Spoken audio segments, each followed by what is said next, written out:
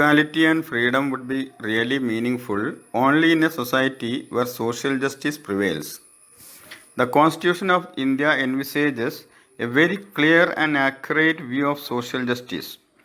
But in the practical side, the representatives of the people, the rulers, and the officials who are to administer laws are not at all interested.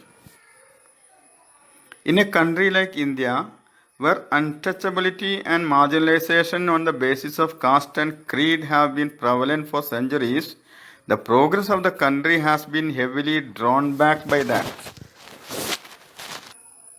Leading the country from this wretched situation to a condition of social and economic equality presented by the Constitution will be possible only by a massive joint endeavor.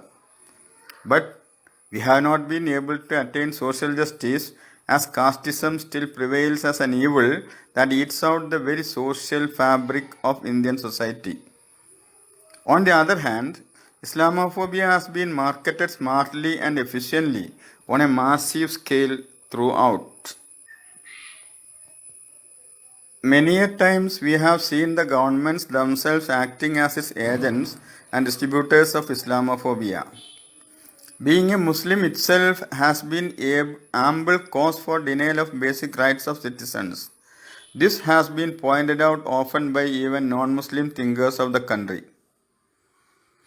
Struggle for social justice is struggle for regaining the country, to establish the constitution on its real grounds.